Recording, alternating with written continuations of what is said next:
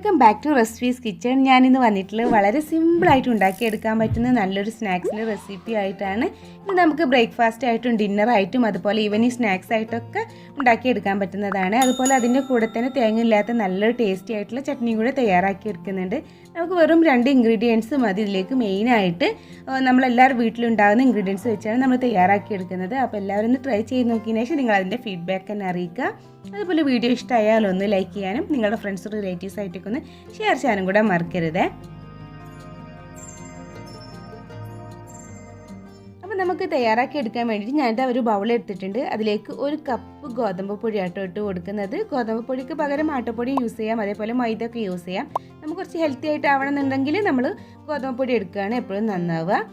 ഇട്ട് കൊടുക്കുക. അതിൻ്റെ കൂടെ തന്നെ നമുക്ക് ആ 1 കപ്പിന് കണക്കാക്കിയിട്ട് തന്നെ ഞാൻ തൈരും കൂടെ ആഡ് ചെയ്ത് കൊടുക്കുന്നുണ്ട് കേട്ടോ. നല്ല പുളിയുള്ള തൈര് നോക്കിയിട്ട് വേണം നമ്മളിതിലേക്ക് ആഡ് ചെയ്ത് കൊടുക്കാൻ. അങ്ങനെ ആവുമ്പോൾ നന്നായിട്ട് പൊങ്ങിയിട്ട് വരുള്ളേ. അതിൻ്റെ കൂടെ തന്നെ നമുക്കതിലേക്ക് 1 ടീസ്പൂണോളം ചെറിയ ജീരകം കേട്ടോ ഇട്ട് കൊടുക്കുന്നത്. മെയിനായിട്ട് നമുക്ക് ആ 2 ഇൻഗ്രീഡിയൻസ് മാത്രം മതി. എന്നാലും നമുക്ക് കുറച്ച് അതിൻ്റെ ടേസ്റ്റൊക്കെ മാറ്റിയെടുക്കാൻ വേണ്ടിയിട്ടാണ് ഞാൻ ഇതും കൂടെ ഒക്കെ ആഡ് ചെയ്ത് കൊടുക്കുന്നത്. അതിൻ്റെ കൂടെ തന്നെ ഒരു ഉള്ളിയുടെ പകുതിയും പിന്നെ 2 പച്ചമുളകും കുറച്ച് കരിവേപ്പിൻ്റെ ഇലയൊക്കെ ഇട്ട് കൊടുക്കുന്നുണ്ട്. അതൊക്കെ നമ്മുടെ ടേസ്റ്റ് അനുസരിച്ചിട്ട് ആഡ് ചെയ്ത് കൊടുത്താൽ മതി കേട്ടോ. ഇഷ്ടമുണ്ടെന്നുണ്ടെങ്കിൽ മാത്രം ആഡ് ചെയ്ത് കൊടുത്താൽ മതി. അല്ലാന്നുണ്ടെങ്കിൽ ആ ഒരു ഗോതമ്പ് പൊടിയും അതുപോലെ തൈരും മാത്രം യൂസ് ചെയ്തിട്ട് നമുക്കിത് തയ്യാറാക്കി എടുക്കാവുന്നതേ ഉള്ളൂ.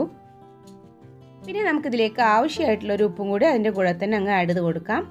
എന്നിട്ട് നമുക്ക് കൈ വെച്ചിട്ട് തന്നെ നന്നായിട്ട് മിക്സ് ചെയ്തെടുക്കാം കേട്ടോ. അങ്ങനെ ആകുമ്പോൾ നല്ലതുപോലെ കുഴഞ്ഞിട്ട് കിട്ടുള്ളൂ.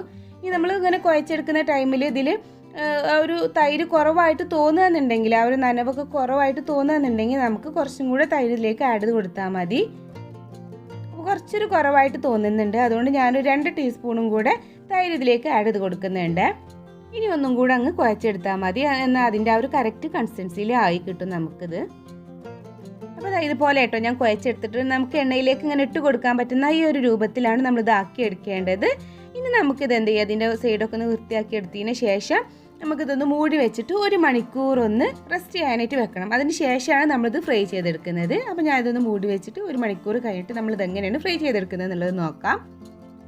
ഇനി ഇതിലേക്കുള്ള ചട്നി എങ്ങനെയാണ് തയ്യാറാക്കി എടുക്കുന്നത് എന്നുള്ളത് നോക്കാം. അപ്പോൾ അതിന് വേണ്ടിയിട്ട് നല്ല ചൂടായി വന്നിട്ടുള്ള പാനിലേക്ക് ഞാൻ 2 ടീസ്പൂണോളം വെളിച്ചെണ്ണയാണ് ഒഴിച്ചു കൊടുക്കുന്നത്. ഇനി ആ വെളിച്ചെണ്ണയിലേക്ക് നമുക്കൊരു 3 അല്ലി കറിവേപ്പിൻ്റെ ഇല ഇട്ട് കൊടുക്കാം. അതിൻ്റെ കൂടെ തന്നെ നമുക്കിത് 6-7 വറ്റൽമുളകില്ല, നമ്മളെ കാശ്മീരി ചില്ലി മുളകില്ല, അതാണ് കേട്ടോ ആഡ് ചെയ്ത് കൊടുക്കുന്നത്. ഒരു 6-7 വെളുത്തുള്ളിയുടെ ചെറിയ അല്ലി ഇട്ട് കൊടുക്കുന്നുണ്ട്. പിന്നെ ഞാനിതാ ഒരു ഹാഫ് വലിയ ഉള്ളി കട്ട് ചെയ്തും ഇട്ട് കൊടുക്കുന്നുണ്ട്. അപ്പം നമ്മൾ നേരത്തെ എടുത്ത ആ ഉള്ളിയുടെ പകുതി ആട്ടോ ഞാൻ ഇതിലേക്ക് എടുത്തിട്ടുള്ളത്. അതിൻ്റെ കൂടെ തന്നെ നമുക്ക് അതിലേക്ക് ആവശ്യമായിട്ടുള്ളൊരു ഉപ്പും കൂടി ഇട്ടിട്ട് ഇതെല്ലാം കൂടെ നന്നായിട്ട് വഴറ്റിയെടുക്കണം. അത്യാവശ്യം നല്ലതുപോലെ വഴറ്റിയെടുക്കണം. ഉള്ളി വല്ലാണ്ടൊക്കെ ചെറുതാക്കി അരിയേണ്ട ആവശ്യമൊന്നുമില്ല. എന്താ വെച്ചാൽ നമ്മളത് മിക്സിയിൽ ഇട്ടിട്ടൊന്ന് അരച്ചെടുക്കുന്നുണ്ട്. അപ്പോൾ നന്നായിട്ട് ഇതൊന്ന് വഴറ്റിയെടുത്താൽ മാത്രം മതി. അപ്പോൾ ഇതാ ഉള്ളിയൊക്കെ നന്നായിട്ട് വഴന്ന് വന്നിട്ടുണ്ട്. ഇനി ഇതിലേക്ക് നമ്മൾ ആഡ് ചെയ്ത് കൊടുക്കുന്നത് ഒരു അത്യാവശ്യം വലിപ്പമുള്ളൊരു തക്കാളിയാണ്. അതൊന്ന് കട്ട് ചെയ്തെടുത്തിട്ടുണ്ട്, അതങ്ങ് ആഡ് ചെയ്ത് കൊടുക്കാം. അതിൻ്റെ കൂടെ തന്നെ നമുക്കതിലേക്ക് കുറഞ്ഞൊരു പുളിയുടെ ടേസ്റ്റ് വരാൻ വേണ്ടിയിട്ട് കുറച്ച് പുളി ഇത്ര എടുത്തിട്ടുള്ളൂ. കുറഞ്ഞ അളവിൽ പുളി ആഡ് ചെയ്ത് കൊടുത്താൽ മതി കേട്ടോ. അതും കൂടി ഇട്ടിട്ട് എല്ലാം കൂടി ഒന്നും കൂടി അങ്ങ് വഴറ്റിയെടുക്കുക.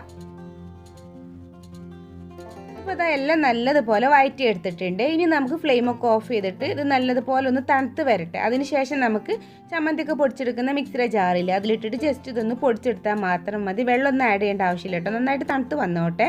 അപ്പോൾ ഇനി ഞാനത് പൊടിച്ചെടുക്കുന്നതൊന്നും സെപ്പറേറ്റ് കാണിക്കുന്നില്ലേ. അപ്പോൾ ചമ്മന്തി നന്നായിട്ട് അരച്ചെടുത്തിട്ടുണ്ട്. അതിന് ശേഷം ഞാൻ കുറച്ച് വെളിച്ചെണ്ണയിൽ കടുകും അതുപോലെ കരിവേപ്പിൻ്റെ ഇട്ട് പൊട്ടിച്ചിട്ട് ഇതിലേക്കൊന്ന് ഒഴിച്ചു കൊടുത്തിട്ട് അതും കൂടി ഇട്ട് നന്നായിട്ടൊന്ന് മിക്സ് ചെയ്തെടുക്കാം കേട്ടോ. അപ്പോൾ അത്രേ ഉള്ളൂ. അപ്പോൾ നമ്മുടെ ചമ്മന്തി ഇതിലേക്ക് റെഡി ആയിട്ടുണ്ട്. ഇനി ഇത് സൈഡിലോട്ട് മാറ്റി വെക്കാം. ഇനി നമ്മൾ എങ്ങനെയാണ് നമ്മുടെ ആ സ്നാക്സ് ഫ്രൈ ചെയ്തെടുക്കുന്നത് എന്നുള്ളത് നോക്കാം. അപ്പോൾ 1 മണിക്കൂറൊക്കെ കഴിഞ്ഞിട്ടുണ്ട്. നമ്മുടെ മാവൊക്കെ റെഡി ആയി വന്നിട്ടുണ്ട് കേട്ടോ. 1 മണിക്കൂറെങ്കിലും നമ്മൾ മിനിമം വെക്കണം. അങ്ങനെ ആകുമ്പോൾ നമുക്ക് ആ ഒരു പെർഫെക്റ്റ് ആയിട്ട് കിട്ടുള്ളൂ കേട്ടോ. അത് കണ്ടില്ലേ, ഈ ഒരു രൂപത്തിലാണ് നമുക്ക് കിട്ടുക മാവ്. ഇനി നമ്മളിത് എങ്ങനെയാണ് ഫ്രൈ ചെയ്തെടുക്കുന്നത് എന്നുള്ളത് നോക്കാം. അപ്പോൾ ഞാൻ ഫ്രൈ ചെയ്തെടുക്കാൻ വേണ്ടിയിട്ട് ഓയിൽ ചൂടാവാനായിട്ട് വെച്ചിട്ടുണ്ടായിരുന്നു. അത് നന്നായിട്ട് ചൂടായിട്ട് വന്നിട്ടുണ്ട്. ഇനി നമ്മൾ ഫ്ലെയിം അങ്ങ് മീഡിയത്തിലോട്ട് മാറ്റിയതിന് ശേഷം ഇതിലേക്ക് ഇതുപോലെ കുറേശ്ശെ ആയിട്ട് വെച്ച് കൊടുത്താൽ മതി കേട്ടോ. അപ്പോൾ നമ്മൾ നല്ല പുളിയുള്ള തൈരാണെന്നുണ്ടെങ്കിൽ ഇതുപോലെ നന്നായിട്ട് പൊങ്ങിയിട്ട് വരും. അപ്പോൾ തൈര് കുറച്ച് പുളിയൊക്കെ കുറവാണെന്നുണ്ടെങ്കിൽ അത്രത്തോളം അങ്ങ് പൊങ്ങിയിട്ട് വരണമെന്നില്ല. അപ്പോൾ നമ്മൾ ഫസ്റ്റ് ഇതുപോലെ ഒന്ന് ഇട്ട് കൊടുത്തതിന് ശേഷം പൊങ്ങി വരുന്നില്ല എന്നുണ്ടെങ്കിൽ നമ്മളിതിലേക്ക് കുറച്ച് ബേക്കിംഗ് സോഡ ആഡ് ചെയ്ത് കൊടുത്താൽ മതി കേട്ടോ. അപ്പോൾ അത് നല്ല കറക്റ്റായിട്ട് തന്നെ കിട്ടും. ഇപ്പോൾ അത് ഏകദേശം താഴ്ഭാഗമായി വന്നിട്ടുണ്ട് കേട്ടോ. അപ്പോൾ ഇതൊന്ന് മറിച്ചിട്ട് കൊടുത്തിട്ട് ആ ഭാഗം കൂടി ഒന്നങ്ങ് ഫ്രൈ ചെയ്തെടുത്താൽ മതി. എന്നിട്ട് നമുക്ക് ഇതിന്നങ്ങ് കോരിയെടുക്കാം. ഇപ്പോൾ ഇതാ 2 സൈഡും നല്ലതുപോലെ ഫ്രൈ ആയിട്ട് വന്നിട്ടുണ്ട്. അപ്പോൾ ഞാൻ ഇതിന്നങ്ങ് കോരിയെടുക്കുകയാണ്. വെണ്ണൊക്കെ നല്ലപോലെ അങ്ങ് ഊറ്റിയെടുത്താൽ മതി. ഇതിലധികം വെണ്ണൊന്നും കുടിക്കൊന്നുമില്ല കേട്ടോ. ഇനി ബാക്കി വന്നിട്ടുള്ളതൊക്കെ ഇതുപോലെ തന്നെ അങ്ങ് ഫ്രൈ ചെയ്തെടുക്കുക, അത്രയേ ഉള്ളൂ. അപ്പോൾ അതാണ് നമ്മുടെ ടേസ്റ്റി ആയിട്ടുള്ള സ്നാക്സ് എല്ലാം ഞാൻ ഫ്രൈ ചെയ്ത് കോരി എടുത്തിട്ടുണ്ട്. ഇതുപോലെ തന്നെ കഴിക്കാൻ നല്ല ടേസ്റ്റാണ് കേട്ടോ. അതുപോലെ തന്നെ ഇത് പുറമെ നല്ല ക്രിസ്പിയാണ്, പുറത്തൊക്കെ നമ്മൾ തൊട്ട നല്ല ക്രിസ്പിയാണ്, എന്നാലും ഉള്ളിൽ നല്ല ജ്യൂസി ആയിട്ട് ടേസ്റ്റി ആയിട്ടുള്ളൊരു സ്നാക്സാണ്. ഉണ്ടല്ലേ, നല്ല ടേസ്റ്റാണ്. അപ്പോൾ എല്ലാവരും ഒന്ന് ട്രൈ ചെയ്ത് നോക്കുക. അതുപോലെ നിങ്ങൾക്ക് ഈ വീഡിയോ ഇഷ്ടമായിട്ടുണ്ടെന്നുണ്ടെങ്കിൽ ഒന്ന് ലൈക്ക് ചെയ്യുക. അതുപോലെ നിങ്ങളുടെ ഫ്രണ്ട്സ് റിലേറ്റീവ്സ് ആയിട്ട് ഷെയർ ചെയ്യുക. പിന്നെ നമ്മുടെ ചാനൽ ആദ്യമായിട്ട് കാണുന്ന ഒരുപാട് പേരുണ്ടാവും. അപ്പോൾ ചാനൽ ഇതുവരെ സബ്സ്ക്രൈബ് ചെയ്തിട്ടില്ല എന്നുണ്ടെങ്കിൽ ഈ വീഡിയോയിൽ തൊട്ട് താഴെ കാണുന്ന ഒരു സബ്സ്ക്രൈബ് ബട്ടണും തൊട്ടടുത്ത് തന്നെയുള്ള ആ ഒരു ബെല്ലൈക്കണിൽ ഓൾ ഓപ്ഷനും കൂടെ ഒന്ന് സെലക്ട് ചെയ്യട്ടെ. എന്നാൽ മാത്രമേ ഞാൻ ഇതുപോലുള്ള വീഡിയോസൊക്കെ അപ്ലോഡ് ചെയ്യുമ്പോൾ തന്നെ നിങ്ങൾക്ക് അതിൻ്റെ നോട്ടിഫിക്കേഷൻ ലഭിക്കുള്ളൂ. അപ്പോൾ ഇൻഷാ അല്ലാഹ് ഇനി ഒരു പുതിയ വീഡിയോ ആയിട്ട് വരുന്നവരേക്കും ബായ്, താങ്ക് യു, അസ്സലാമു അലൈക്കും.